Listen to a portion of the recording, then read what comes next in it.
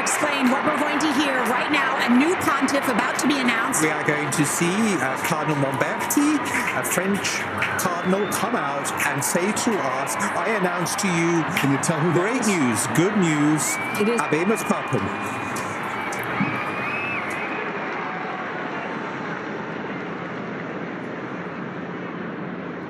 Papam.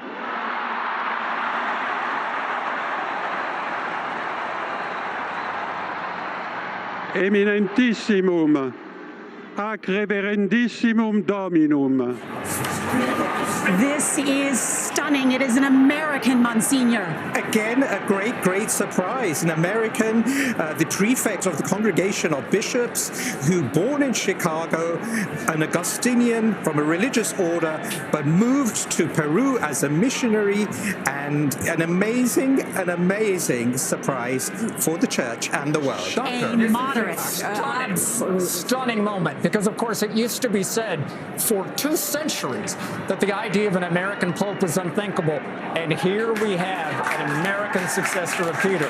I am absolutely stunned. Never thought an American could be pope. A dark horse, would be the first American-born pope, and while he was born in Chicago, he was a missionary. He spent a lot of time in Peru. This will be a continuation of the pastoral approach of Pope Francis, correct? Absolutely. I mean, we will see what he brings to it. But first of all, I can't believe we have an American pope. That is just amazing. Right. Yeah. The likelihood of that was near zero as far as everybody was concerned. Now, to be fair, I mean, there was a good deal of chatter around Cardinal Prevost, now Papa Prevost, in the run-up to all of this. But of course, you're right. For a long time, the idea was you can never have an American pope because you can't have a superpower pope.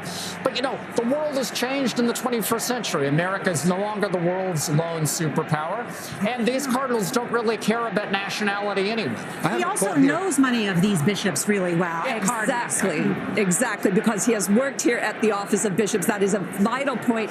He has pastoral experience in Peru, and he has worked here at the Vatican. That has surely been very decisive. So the imagery of all those cardinals there smiling and looking. Well, I can see Cardinal World there. World, formerly the Archbishop of Washington. You've got to figure he's an excited man right now. Oh, I think the American cardinals must just be ecstatic. Yes. Well, so he has a worldwide sort of point of view. As we said, he did a mission in Peru. He served as the head of the Vatican's very powerful dicastery for bishops under Francis for the past 2 years. What does that mean? What did he do?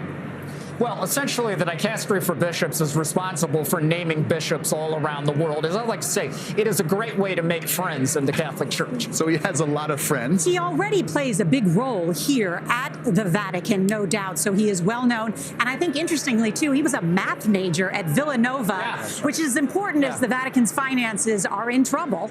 Oh, he has got quite a number of good things about him. He is also an Augustinian priest. Which means? Which is an order, and we were just saying today is one of their special feast Our Lady of Grace. And John and I were saying earlier, well, maybe that's a sign. He also studied here at the Angelicum, a Dominican university, so he has quite a number of boxes ticked in that. And John, you describe him as someone who could put a positive face on the church. What do you mean? Yeah, well, he's considered a man of great dialogue, a man of great openness, a man of great balance.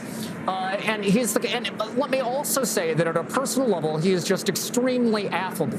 He is a very nice guy, very easy to like. In the square with some Americans reacting to this news, Seth? Let me tell you, Nora, we were all looking toward that balcony. The crowd, it's like everyone raised 2 feet as we were starting to hear. And then when we heard the name, people looked around and said, an American Pope, an American Pope. And I looked out of my corner of my eye and saw these 3 Americans saying, is it an American Pope? What are you thinking? Never thought I would have seen the day that there would be an American Pope. Yeah, especially now. What do you mean? Expecting this. I wasn't expecting it at all. Like, I left work early. I mean, don't tell my boss, but I'm glad I did. Americans to have an American Pope. What do you think it means? What do you hope it means? I mean, it's great. I mean, we're feeling very patriotic. But I think we're still processing. I know, it's still, like, it's so fresh. I mean, I just really hope that, like, this American Pope, he can, keep the train on the tracks rolling that Francesco did. The previous Pope, keep the church moving in the same direction. That's what I hope. It makes people proud. If I can summarize it, even there was a gentleman from Paraguay who was standing next to me. His mouth dropped. He said, "An American Pope." That is the feeling here: surprise, shock, excitement, hope.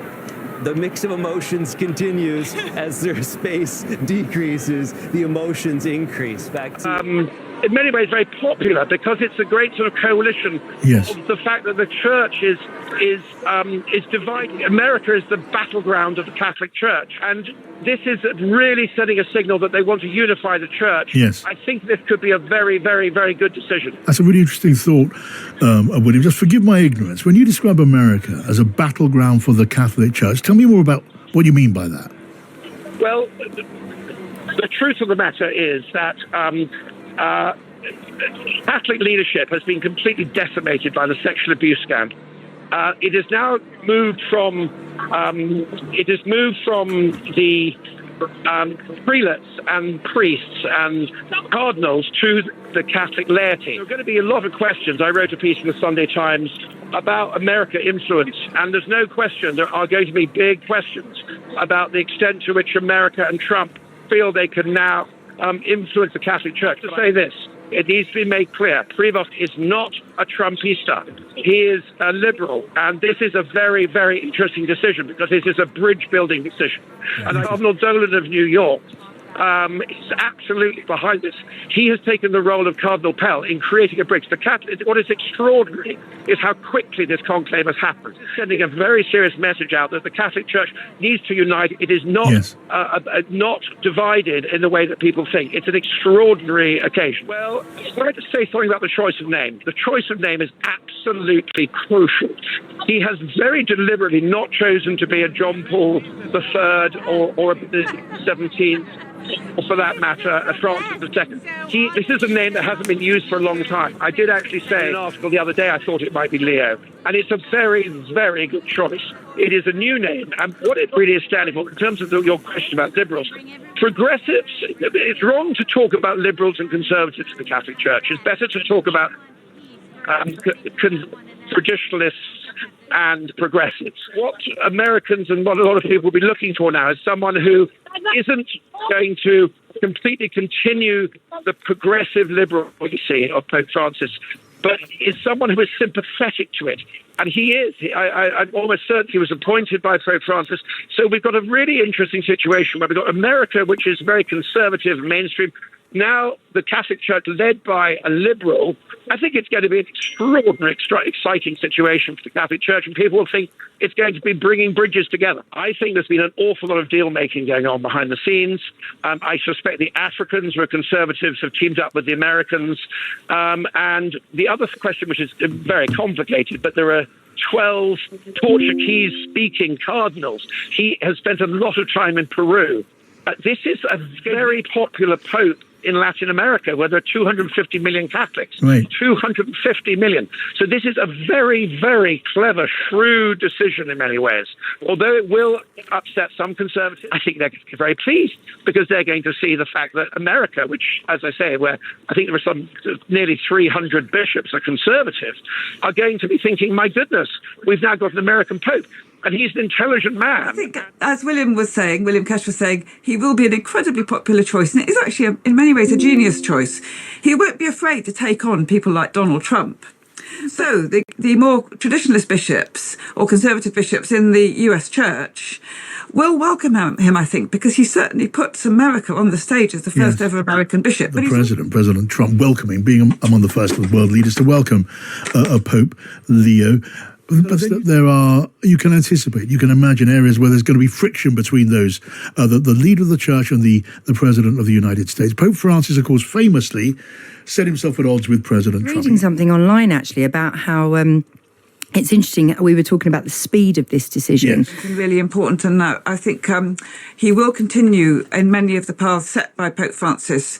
He will continue. He already spoke in his address just now about a synodal church, and how he intends to lead a missionary synodal church, a church that will be a bridge. So although I can anticipate points of confrontation in the political sphere, he emphasised repeatedly this term bridge.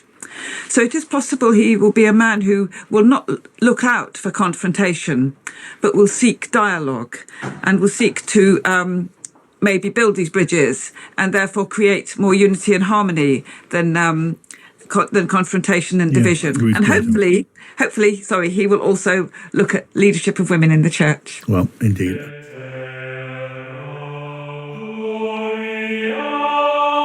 And I saw a woman sit upon a scarlet beast, full of names of blasphemy. Revelation 17:3. From the ashes of global uncertainty, from the halls of power in Rome and Washington, a new pope rises. Leo XIV, the first pope from America, the last global superpower. A man not just of the cloth, but of calculated power. A pope born from the land of freedom, now prepared to bring the battle of the Catholic conquest to the American soil, the last battleground of the Catholics. In a move swifter than light, the conclave elects him, a strategic masterstroke, a final move in the ancient chessboard of empires. And with one anointed breath, he shifts the spiritual war from Europe to the White House. But he will not speak loudly. He won't need to, for his daughters will do the dancing. Matthew 14 says, the mother said to her daughter, ask for the head of John the Baptist. So too will the apostate Protestants, once the reformers, now the performers, dance before kings, presidents, and cameras. Not for truth, but for power. Not for Christ, but for Rome. They will applaud Sunday laws. They will demand conformity. They will call for the death of those who keep God's holy law and have the testimony of Yeshua HaMashiach. Others were tortured. Some were sawn asunder. Others wandered in deserts and mountains. The world was not worthy of them, Hebrews 11 tells us. Yet the time is coming when heads will roll again, not in ancient Judea, but in modern America. And Leo XIV, will he watch? Will he smile as his daughters dance, spilling the blood of saints, while the world claps, unaware they're clapping for their own chains? This is not fiction. This is prophecy.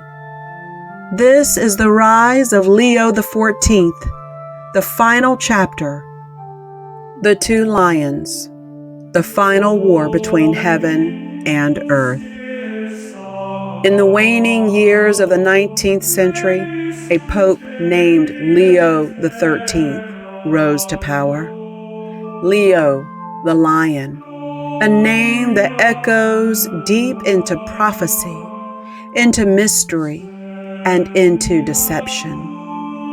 In the Catholic tradition, Pope Leo XIII was hailed as a wise mediator and scholar. He sought to bring the church into the modern era. Leo's actions signaled Rome's move to embrace modern science, modern media, and even visual technology, as he became the first pope to be captured on the film in 1896. But behind these outward achievements was a deeper purpose. Leo XIII's 1891 encyclical, Rerum Novarum, became the cornerstone of Catholic social teaching. In it, he spoke of workers' rights, the formation of labor unions, and the right to private property, while strongly condemning socialism. He sought to offer an alternative to rising revolutionary ideologies, instead positioning Rome as a moral compass for governments around the world. Yet for some, this was not simply moral guidance. It was an emerging union of church and state. Pope Leo XIII and the 1888 Blair Sunday Law. In 1888, the U.S. Senate introduced the Blair Sunday Law, a proposed federal mandate to enforce Sunday as a day of rest. This legislation aimed to legislate religious observance, compelling citizens to honor Sunday as a day of worship. Pope Leo XIII, during his papacy, supported such initiatives, aligning with the Catholic Church's long-standing tradition of Sunday observance. However, Alonzo T. Jones, a Seventh-day Adventist minister and religious liberty advocate, stood firm against this encroachment on religious freedom. In a Senate hearing on December 13, 1888, Jones argued that the government has no authority to legislate religious observance, emphasizing that such matters pertain solely to an individual's relationship with God. The powers that be, although ordained of God, have nothing whatever to do with the relations which men bear toward God, was stated. Jones highlighted that the U.S. Constitution guarantees freedom of religion, and any attempt to enforce Sunday would violate this fundamental right. He further argued that such laws would lead to hypocrisy and undermine genuine religious devotion. This is true no matter what day you try to get people to choose. If it is a government encouraging man to choose a day of worship, this is coercion. This is not Christianity. Bishop James Gibbons and Catholic authority. Cardinal James Gibbons, a prominent Catholic prelate in the United States during the late 19th and early 20th centuries, publicly acknowledged the Catholic Church's authority in instituting Sunday observance. In his writings, Gibbons asserted that the Church had the power to change the day of worship from the biblical Sabbath, which is Saturday, to Sunday. He stated, quote, "You may read the Bible from Genesis to Revelation, and you will not find a single line authorizing the sanctification of Sunday. The scriptures enforce the religious observance of Saturday, a day which we never sanctify." Unquote. This admission underscores the Catholic Church's position that Sunday observance is a tradition established by ecclesiastical authority and not a biblical mandate. Most Christians assume that Sunday is the biblical approved day of worship. The Catholic Church protests that it transferred Christian worship from the biblical Sabbath, Saturday, to Sunday, and that to try to argue that the change was made in the Bible is both dishonest and a denial of Catholic authority. If Protestantism wants to base its teachings only on the Bible, it should worship on Saturday. We read in Catholic Virginian, October 3, 1947, page 9, from an article called "To Tell You the Truth." We read this. For example, nowhere in the Bible do we find that Christ or the apostles ordered that the Sabbath be changed from Saturday to Sunday. We have the command of God given to Moses to keep holy the Sabbath day. That is the seventh day of the week, Saturday. Today, most Christians keep Sunday because it has been revealed to us by the Roman Catholic Church outside the Bible. Biblical and constitutional perspective on religious liberty. From the Protestant viewpoint, the Bible and the U.S. Constitution uphold the principle of religious liberty. The Bible teaches that individuals worship according to their conscience, and they should worship no other way, and not to be coerced in religious observance. In Matthew 22:21, Jesus states, "Render therefore unto Caesar the things which are Caesar's, and unto God the things that are God's." This passage delineates the separation between civil and religious obligations. The U.S. Constitution further enshrines this principle in the First Amendment, which prohibits Congress from making laws that establish a religion or impede the free exercise thereof. This legal framework ensures that individuals have the right to worship or not worship according to their own convictions without government interference. The enduring legacy of religious liberty. The events surrounding the 1888 Blair Bills and the position taken by figures like Alonzo T. Jones and Cardinal James Gibbons highlight the ongoing tension between religious tradition and individual freedoms. While the Catholic Church maintains its authority to institute Sunday observance, Protestant advocates for religious liberty continue to emphasize the importance of adhering to biblical principles and upholding constitutional rights.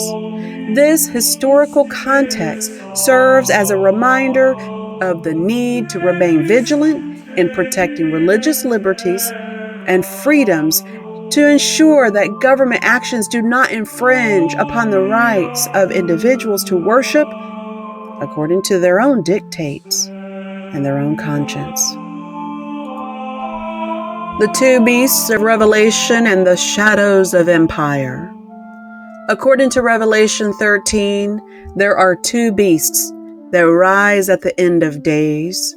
The first beast, rising from the populated sea of people in the old world, receives a deadly wound, but that wound is healed. Many people believe this to be the symbol of the Vatican, whose temporal power was wounded in 1798 when Napoleon's general took the Pope captive. Yet, by 1929, under Mussolini, the Vatican's sovereignty was restored, and its healing of the wound strengthened. This beast has power, pomp, and a mouth speaking great blasphemous things. The second beast, rising from the desolate and unpopulated earth, has two horns like a lamb, yet speaks like a dragon through legislation. This is widely interpreted by many Protestants as the United States of America, a nation founded on liberty and equity, founded for the purpose of having religious liberty from the papacy and political liberty from the monarchy, but which in the end compels the whole world to worship after the first beast and performs miracles before it like a dance. Now, in our own time, plans such as the Heritage Foundation's Project 2025 have proposed centralizing power within agencies like the Department of Labor, with some interpretations seeing this as a mechanism to legislate national Sunday worship, echoing Pope Leo XIII's call to uphold Sunday as a sacred day, rejecting the biblical Sabbath of the seventh day. The Maseroth, God's gospel written in the stars. Before the Bible was ever written, God etched his gospel in the heavens, known in ancient times as the Maseroth, the 12 constellations that tell the divine story of redemption. The journey begins with Virgo, the Virgin, foretelling the virgin birth of Yeshua HaMashiach, Jesus the Messiah. It ends with Leo the lion of the tribe of Judah, Jesus the Christ in his second coming. Revelation 5 and 6 proclaims, "Behold, the Lion of the tribe of Judah has triumphed." The 12th and final sign of the Maseroth is Leo, the mighty lion, symbolizing Jesus' return in power and glory. At his command, the seals are broken and the heavens are shaken. The lion crushes. He destroys false systems with one strike of holy justice. The counterfeit lion, Satan's final mask. Yet Satan, the ancient deceiver, has always mimicked God's truth. And in the final act of history, he raises his own counterfeit lion. Is it coincidence that a pope took the name of Leo, the lion, just as the Vatican's temporal power began to rise again? Act of history, he raises his own counterfeit lion. Is it coincidence? Leo means he who rends, tears, lays waste. A lion, yes, but not of Judah. Satan stretches himself across the sky.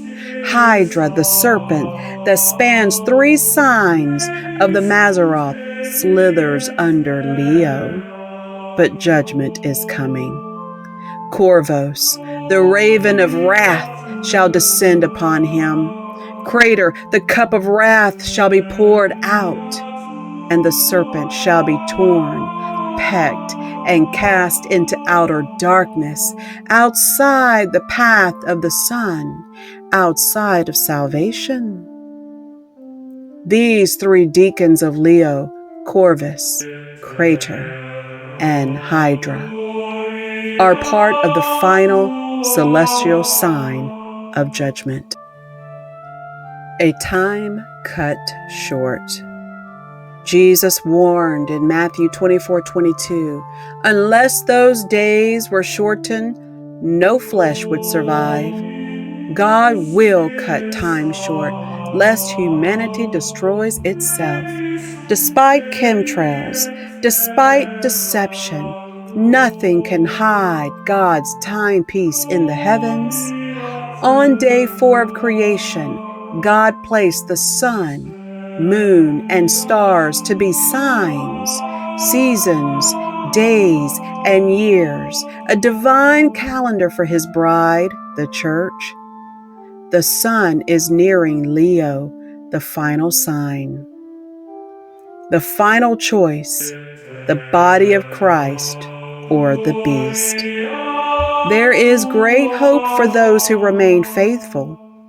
They keep the commandments of God and have the testimony of Yeshua HaMashiach, but doom awaits those who persecute the saints, those who enforce counterfeit worship, and those who reject the Lamb. The battle lines are drawn. God has a lion, Yeshua, his son.